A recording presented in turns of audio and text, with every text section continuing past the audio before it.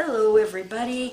Thought I'd do a little bit different background. Fish Tank is so much more soothing than Watchtower literature for a backdrop. So I've got the June Elders letters here. Some interesting things in this, at least one interesting thing. So I'm going to cover, I actually have two different versions. I have one for the US version and one for the Britain Europe version. You'd think they'd be the same, but they're not. So, alright, so the US one first. Announcements and reminders, June 2023.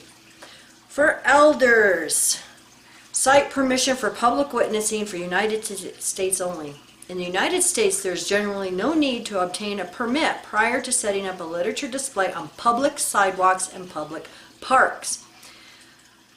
Shepherd the Flock Book, Chapter 23, Paragraph 7.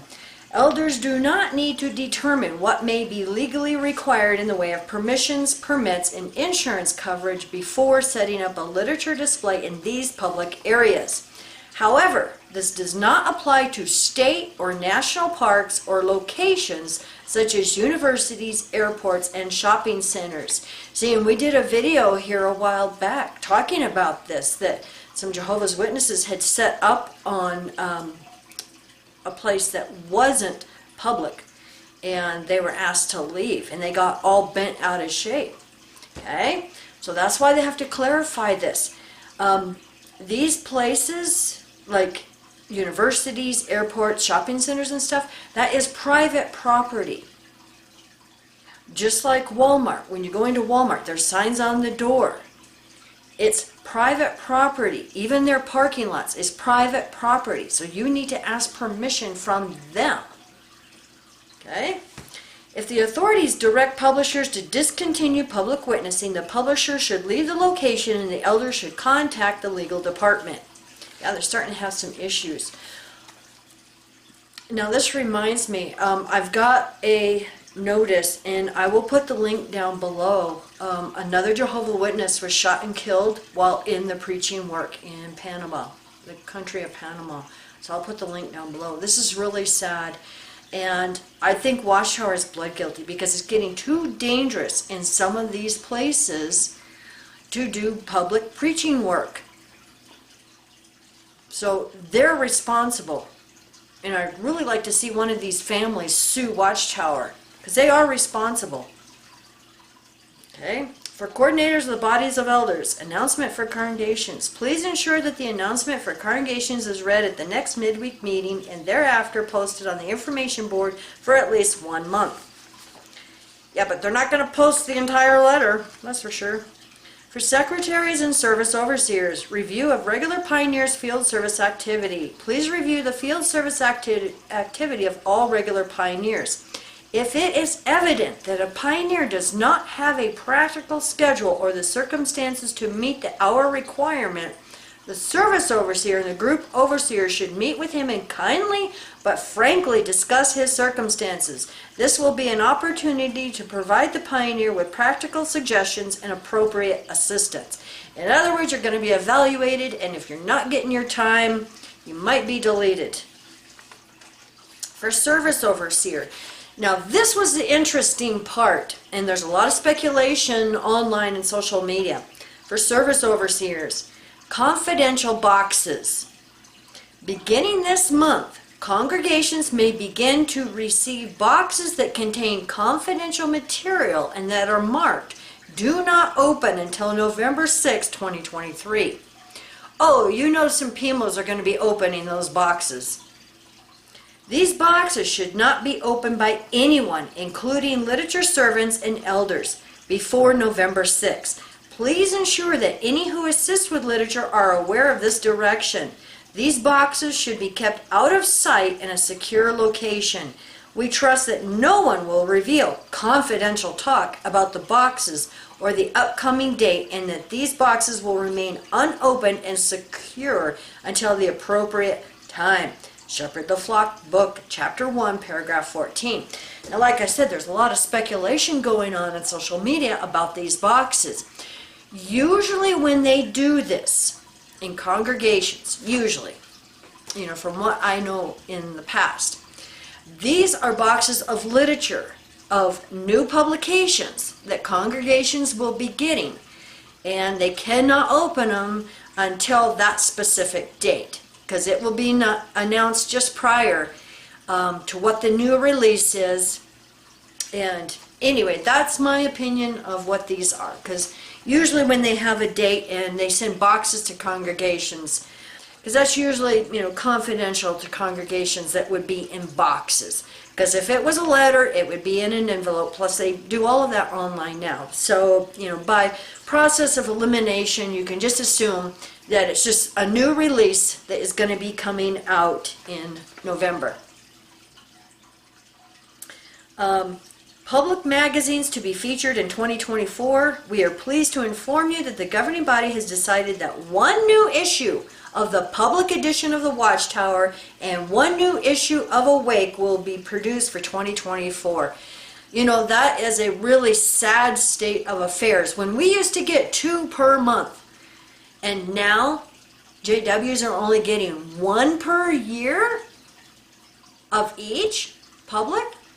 See, they're relying heavily on jw.org website, the videos and the tracks and stuff like that. This shows the decline of Watchtower. And then they have a list of what those magazines will be. And same thing, it's just reprints from past issues. This one here, March and April, Awake number 1, 2019, Will We Ever Feel Safe and Secure? So it's just reissues. Language coordinating congregations should confirm request quantities for the featured issues before the cutoff date indicated on JW Hub. Since requests cannot be adjusted thereafter, to enter or adjust a request, select literature, then select public magazines. The quantity of a reprinted issue may need to be reduced to ensure that all copies of the issue in your inventory are used. See how cheap they're getting? Magnetic compatible posters for public magazines to be featured in 2024. Magnetic compatible posters will be produced for the public magazines that will be featured in the ministry in 2024. Each congregation may submit new requests or adjust existing requests before the cutoff date indicated on JW Hub. To enter or adjust a request, same thing as before, just directions. Alright, for congregations, posting material on websites and social media. This tells me they're still having a problem with this. Guess what? Jehovah's Witnesses, most of them aren't listening. While we may share information from the organization's websites by sending a link to individuals, we should not post on the internet or on social media any artwork, electronic publications, trademarks, music, photos, videos, or articles from our websites. This would include theocratic programs on jw.org or JW Stream, such as monthly broadcasts, congregation meetings, circuit assemblies, and conventions. If you have posted such material on any website or social media without permission, please remove it. More information on this topic can be found in the April 2018 issue of the Watchtower, pages 30 to 31, and under jw.org under terms of use. Because see, only apostates, only apostates are doing that. Visiting Bethel. As a reminder, all who visit Bethel need to have a confirmed tour reservation.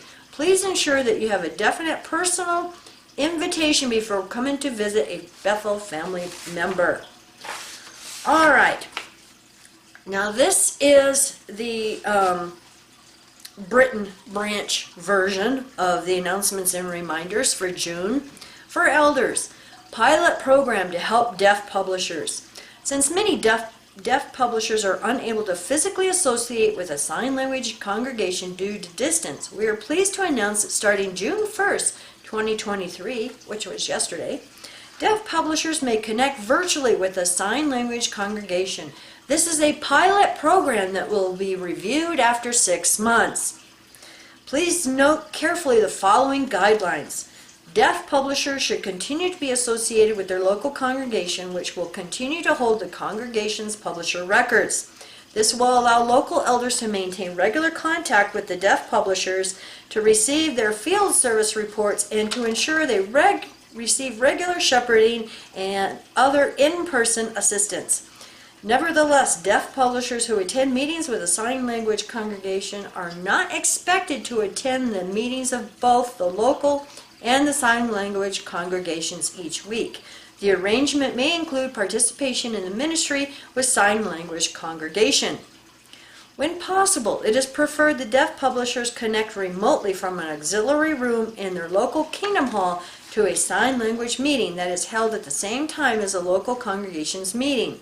This will allow for in-person association before and after meetings. When a deaf publisher wishes to attend meetings virtually with sign language congregation, the local body of elders should send a letter to the sign language congregation body of elders to explain the deaf publisher's circumstances and how he was being used in the local congregation. The letter should state clearly if the publisher is qualified to deliver student assignments on the midweek meeting, and if a brother is an elder ministerial servant, whether he is qualified to care for other parts on the midweek meeting and to deliver public talks. And I'm sure also if he's a pervo or not. The letter should be sent even though the publisher will not actually be transferring to the sign language congregation. In addition, the body of elders in both congregations should maintain good communication with each other and with their respective circuit overseers. Please ensure that every deaf publisher is informed of this new arrangement immediately. It is up to each family head or individual whether and to what extent they will take advantage of this new provision. For coordinators of the bodies of elders, announcement for congregations. Please ensure that the announcement for congregations is read at the next midweek meeting and posted on the information board for at least 1 month. This, I have to give a chuckle. Using genuine stamps with sufficient postage. Genuine stamps? Please have the announcement read to the congregation at the next 2 midweek meetings. Group overseers should periodically remind those in their groups of the importance of this matter. Use genuine stamps and postage. Okay, and then for secretaries and service overseers, review of the regular Pioneers Field Service activity. It's the same as the U.S. version.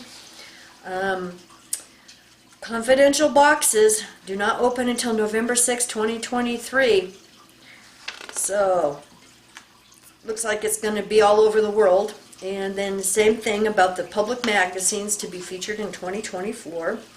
And then the same thing with the magnetic posters.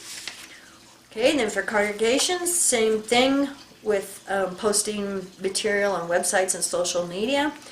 And then they're going to be reminding the congregation about using genuine stamps with sufficient postage. And it's interesting because at the bottom of this paragraph they have bold print. Please use genuine stamps purchased directly through Royal Mail. Now, why would they be bringing that up? That tells me, are Jehovah's Witnesses using fake postage or maybe trying to cheat the post office out of using authentic postage? What is up with that? One of those you have to scratch your head. I know. Alright, now I seen this thread on JehovahWitness.com and I just thought this was interesting, so I was going to read this because this is very good news for all of us. And I know many have said, oh, Mike and I are full of it because Watchtower is not diminishing, they're not going down, they're a billion-dollar corporation, we are not going to take them down. But see, it's brick by brick, little by little. Same thing with businesses here in this country. Little by little, people are leaving, boycotting, whatever you want to call it, and these businesses are in trouble. Some of them have to file bankruptcy. Same thing with the Catholic Church and the Catholic diocese. More Catholic dioceses are filing bankruptcy in this country because of the pervo problem and them not protecting the kids. See, it's little by little. You hurt them in the wallet. That is how you take down these corrupt organizations. Okay? I just found out that my Jehovah Witness cousin, from my Jehovah Witness cousin, that my old congregation is being shuttered due to lack of elders. Less than 20 members attending, and that the congregation cannot meet their monthly expenses. And I know this isn't the first one and the only one. We are hearing this over and over and over again. In our last video, we covered congregations merging. There are so many merging just to keep their members and to be able to meet their monthly expenses. Here's a congregation that was started in 1975 with less than 15 members. It grew to 185 members in the 90s. The congregation grew so large that the elders decided to split the congregation into two. With so many members passing away, some moving to Florida, a few divorces, teens leaving in droves, and no new recruits, both congregations are being shut down. All remaining members are being told to attend their nearest congregation. After giving their precious time, years of dedication, money donations, and years of fellowship, the remaining members need to ask themselves, where is this so-called Jehovah's blessing? It saddens me that these remaining members refuse to admit that the Watchtower Society does not have their best interests in mind, only the survival of the Watchtower Society Corporation and its business interest. Exactly. And also on JehovahWitness.com, someone mentioned that their congregation, their Kingdom Hall in Minnesota, Minneapolis, Minnesota, was being sold. And so we are seeing this over and over and over again. So take heart, everyone. This is good news. This is very good news. Right, Fishy? I've got some little ghost shrimp down here too. They're really cute. You can hardly see them. They're just little tiny. I know, you guys can't see them. So, thank you so much for watching. And I hope all of you have a wonderful and safe weekend. We love you. Bye.